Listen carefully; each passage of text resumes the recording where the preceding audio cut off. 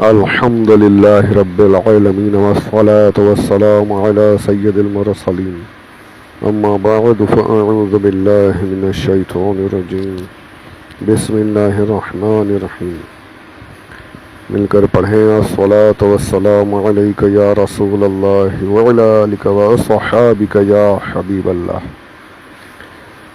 مکۃ المکرمہ میں حضور اکرم صلی اللہ علیہ وسلم نے بتوں کا خاتمہ فرما دیا تھا۔ کعبۃ اللہ کے اندر کے بھی بتوں کو تہس نہس کر دیا، یہ آپ نے پچھلے آڈیوز میں سنا ہے۔ اس کے بعد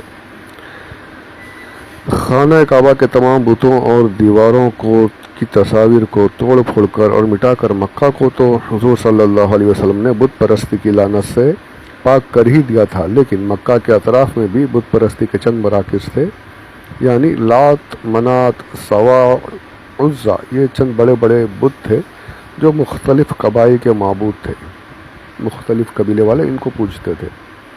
حضور صلی اللہ علیہ وسلم نے صحابہ کرام رضی اللہ عنہم کے لشکروں کو بھیج کر ان سب بتوں کو توڑ پھوڑ کر بت پرستی کے سارے طلسم کو تہس نہس کر دیا، اور مکہ نیز اس کے اطراف و جوانب کے تمام بتوں کو نیست و نابود کر دیا۔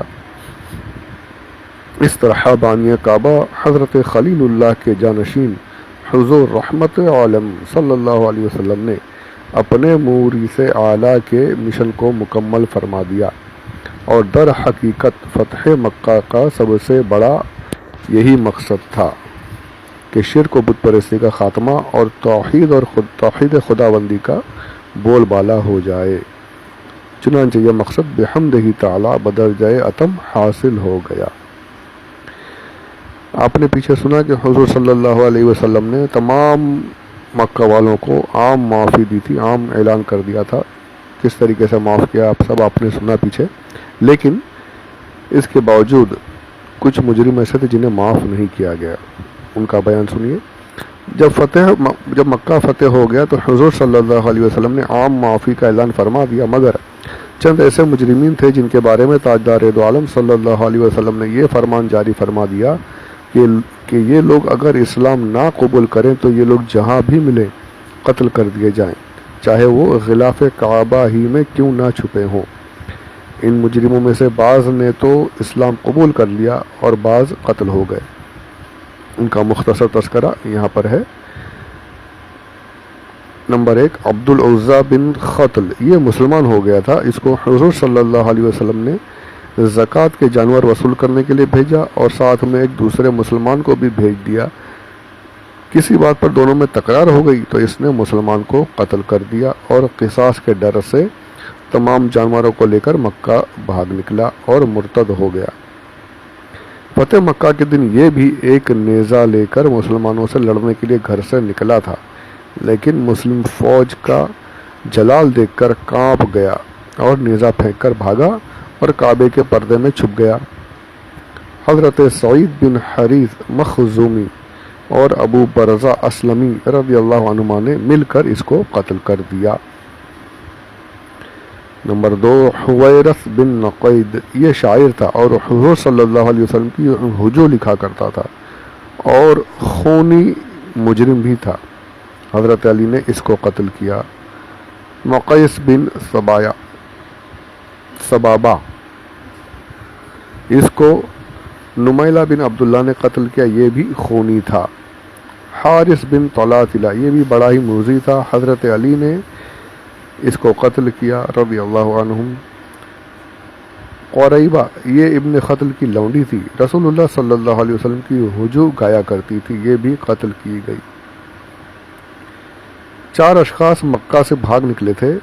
ان لوگوں کا مختصر تذکرہ یہ ہے کہ اکرمہ بن ابی جہل، یہ ابو جہل کے بیٹے ہیں، اس لیے ان کی اسلام دشمنی کا کیا کہنا۔ ابو جہل سب سے بڑا سمجھ لیجیے کہ شیطان تھا، حضور نے فرعون فرمایا تھا اسے۔ اس کا بیٹا یہ اکرمہ بن ابی جہل تھا۔ یہ بھاگ کر یمن چلے گئے، لیکن ان کی بیوی ام حکیم جو ابو جہل کی بھتیجی تھی، انہوں نے اسلام قبول کر لیا اور اپنے شوہر اکرمہ کے لیے بارگاہ رسالت میں معافی کی درخواست پیش کی. حضور صلی اللہ علیہ وسلم نے اسے معاف فرما دیا. دیکھیے اتنا بڑا دشمن، اسے بھی حضور صلی اللہ علیہ وسلم ایک صحابیہ کے کہنے پر معاف کر رہے ہیں. اور آج اپنے یہاں تو معافی کسے کہتے ہیں یہ ہے ہی نہیں. چاہے کوئی کتنی معافی مانگ لے، ہم کو بدلہ لینا ہے تو لینا ہے. بدلہ نہیں لیں گے تو اپنی بھائی گیری ثابت کیسے ہوگی؟ اپن بہت بڑے بھائی، سب ڈرنا چاہیے اپنے سے. آج یہ ذہن بنا ہوا ہے اپنا. اور اب ہمارے نبی کا ذہن کیا تھا وہ یہاں دیکھ لیجئے. کیسے کیسے دشمن ہیں، ان کو سرکار معاف کرتے جا رہے ہیں، اور اسی معافی کے نتیجے میں، اسی محبت کے نتیجے میں وہ لوگ اسلام کے دامن میں آتے جا رہے ہیں. کاش ہم عفو و درگزر کے پیارے عمل پر، پیاری سنت پر عمل کرنے والے بن جائیں. آمین بجاہ النبی الامین صلی اللہ علیہ وسلم. ام حکیم خود یمن گئیں اور معافی کا حال بیان کیا. اکرمہ حیران رہ گیا اور انتہائی تعجب کے ساتھ کہا کہ کیا مجھ کو محمد نے معاف کر دیا؟ یعنی وہ خود حیران ہو گئے کہ یار میں اتنا بڑا، میں نے دشمنی کی، اتنے ہر طریقے سے نقصان پہنچانے کے کام کیے، ہر طریقے سے جنگ میں رہا، یہاں رہا، ہر طریقے سے اسلام کے خلاف رہا، مسلمانوں کے خلاف رہا، حضور صلی اللہ علیہ وسلم کے قتل کے در پہ رہا. وہ خود حیران ہو گئے کہ حضور صلی اللہ علیہ وسلم نے مجھے معاف کر دیا. بہرحال اپنی بیوی کے ساتھ بارگاہ رسالت میں مسلمان ہو کر حاضر ہو گئے. حضور نے جب ان کو دیکھا تو بے حد خوش ہوئے اور اس تیزی سے ان کی طرف بڑھے کہ جس میں اطہر سے چادر گر پڑی. یعنی یہاں پر حضور ان کی اہمیت بھی بتا رہے ہیں کہ ان کے بھی دل میں ایک محبت پیدا ہو جائے کہ سرکار خود آگے بڑھ کر گلے لگا رہے ہیں اتنے بڑے دشمن کو. یعنی جو سنے، جو دیکھ رہا ہے، سب کے دلوں میں کہ محمد کتنے رحیم ہیں، کتنے کرم والے ہیں، کتنے کریم ہیں، کس طریقے سے معاف کر رہے ہیں صلی اللہ علیہ وسلم. پھر حضرت اکرمہ رضی اللہ عنہ نے خوشی خوشی حضور صلی اللہ علیہ وسلم کے دست حق پرسپر بیعت اسلام کی.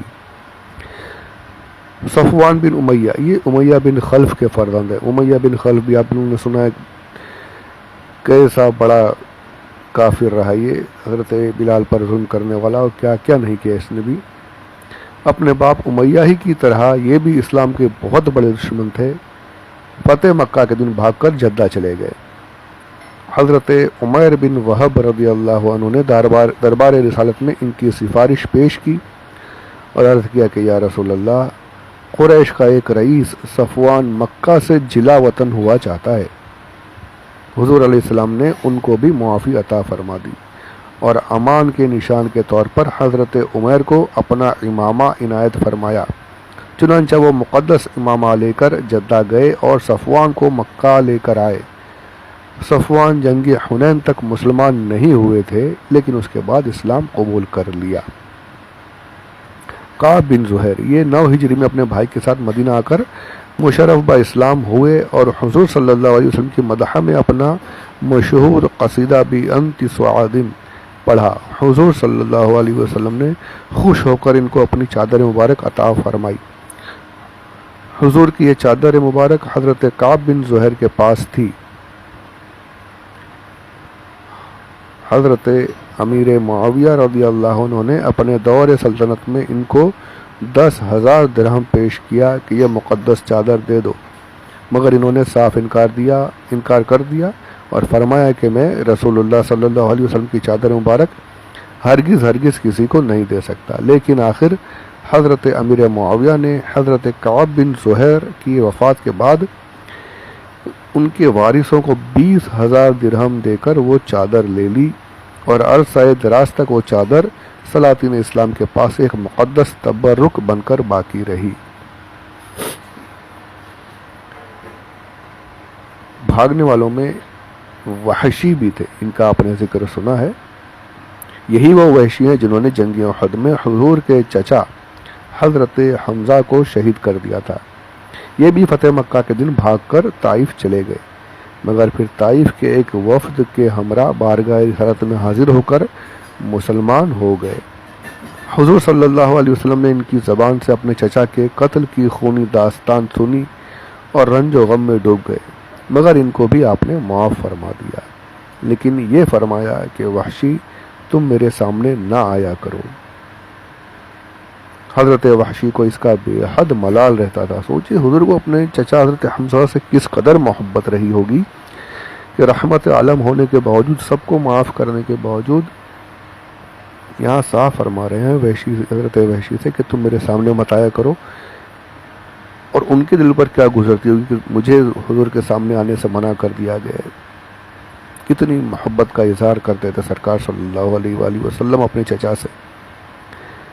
حضرت وحشی کو زندگی بھر اس کا ملال رہا کہ پر انہوں نے پھر ایک بڑا کارنامہ بھی کیا۔ حضرت وحشی کو اس کا بے حد ملال رہتا تھا، پھر جب حضرت ابوبکر صدیق رضی اللہ عنہ کی خلافت کے زمانے میں مسیلمۃ الکذاب نے نبوت کا دعویٰ کیا اور لشکر اسلام نے اس ملعون سے جہاد کیا، تو حضرت وحشی رضی اللہ عنہ نے یہ بھی اپنا نیزہ لے کر جہاد میں شامل ہوئے اور مسیلمۃ الکذاب کو قتل کر دیا۔ حضرت وحشی اس کے بعد اپنی زندگی بھر یہی کہا کرتے تھے کہ میں نے قتلت خیر الناس فی الجاہلیہ وقتلت شر الناس فی الاسلام، یعنی میں نے دور جاہلیت میں جب میں مسلمان نہیں ہوا تھا، سب سے بہترین انسان یعنی حضرت حمزہ کو قتل کیا، اور اس پر افسوس کرتے تھے کہ سب سے عظیم انسان کو میں نے قتل کیا، اور جب میں مسلمان ہو گیا تو اپنے دور اسلام میں بدترین انسان یعنی مسیلمۃ الکذاب کو قتل کیا۔ حضرت حمزہ کو بھی آپ نے قتل کیا، شہید کیا، اور مسیلمۃ الکذاب کو بھی آپ نے مارا۔ یہ آپ ہمیشہ بیان کیا کرتے تھے جب یہ بات نکلتی تو۔ انہوں نے دربار اقدس میں اپنے جرائم کا اعتراف کر کے عرض کیا کہ کیا خدا مجھ جیسے مجرم کو بھی بخش دے گا؟ یہ جب مسلمان ہونے آئے تو یہ آیت کریمہ نازل ہوئی، قل یا عبادی الذین اسرفوا علی انفسہم لا تقنطوا من رحمت اللہ ان اللہ یغفر الذنوب جميعا انہ هو الغفور الرحیم۔ اے حبیب آپ فرما دیجئے کہ اے میرے بندو جنہوں نے اپنی جانوں پر حد سے زیادہ گناہ کر لیا ہے، اللہ کی رحمت سے نا امید مت ہو جاؤ، اللہ تمام گناہوں کو بخش دے گا، وہ یقیناً بڑا بخشنے والا اور بہت مہربان ہے۔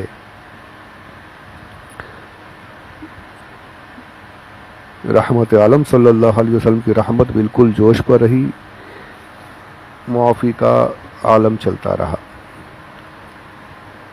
حضور صلی اللہ علیہ وسلم نے مکے کا نظم و نسق اور انتظام چلانے کے لیے حضرت عتاب بن اسید رضی اللہ عنہ کو مکہ کا حاکم قرار فرما دیا، اور حضرت معاذ بن جبل رضی اللہ عنہ کو اس خدمت پر مامور فرمایا کہ وہ نو مسلموں کو مسائل و احکام اسلام کی تعلیم دیتے رہیں۔ اکثر میں نے یہ ایک بات آگے تو عرض کر دوں، اکثر میں نے سنا ہے کہ جو آج کل جو مسلمان ہوتے ہیں دوسرے مذہب سے مسلمان ہوتے ہیں تو ہمارے بھائی بہن انہیں نان مسلم کہتے ہیں، وہ نان مسلم ہے، تو نان مسلم تو یہ نہیں ہے کہ مسلمان نہیں، غلط ہے وہ لفظ، یہ لفظ یہاں سے آیا، یہ لفظ صحیح ہے، نو مسلم یعنی نئے مسلمان، نان مسلم صحیح نہیں ہے، نو مسلم نئے مسلمان، اس کا دھیان رکھیے گا۔ اس میں اختلاف ہے کہ فتح مکہ کے بعد کتنے دنوں تک حضور صلی اللہ علیہ وسلم نے مکہ میں قیام فرمایا۔ ہم اس کو آگے بڑھتے ہیں، اس سے جتنے بھی دن حضور صلی اللہ علیہ وسلم مکہ میں رہے، اس کے بعد حضور اکرم صلی اللہ علیہ وسلم مکہ سے روانہ ہوئے۔ اب یہاں پر جنگ حنین کا ذکر ہے، فتح مکہ کے بعد ابھی مکہ میں ہیں، اور جو یہاں سے مکہ سے بھاگے ہیں، جو بچ گئے، جو آس پاس کے اور تھے، وہ ابھی بھی تھوڑی بہت سوچ رہے ہیں کہ مسلمانوں سے بھڑ جائیں گے، جیت جائیں گے، ختم کر دیں گے۔ ابھی بھی کچھ ان کے دلوں میں ایک امید بچی تھی، تو وہی امید حضور اکرم صلی اللہ علیہ وسلم نے اس جنگ حنین، غزوہ حنین میں ان کو سبق سکھایا ہے۔ تو اس کا تذکرہ انشاءاللہ آگے کے آڈیو میں سنیں گے۔ اللہ تبارک و تعالی اپنے پیارے حبیب صلی اللہ علیہ وسلم کے صدقے و طفیل میں جس طریقے سے اس نے کفار قریش پر حضور کی رحمت نازل کی، اپنی رحمت نازل کی، پروردگار ہم پر بھی کرم فرمائے اور ہمارے بھی گناہوں کو معاف فرمائے، اور اپنی رحمت میں جگہ دیتے ہوئے جنت میں داخلہ نصیب فرمائے، ہماری، ہمارے خاندان کی، ہماری نسلوں کی تمام مومنین کی مغفرت فرمائے، آمین یا رب العالمین، بجاہ النبی الامین صلی اللہ علیہ وسلم، وما علینا الا البلاغ المبین۔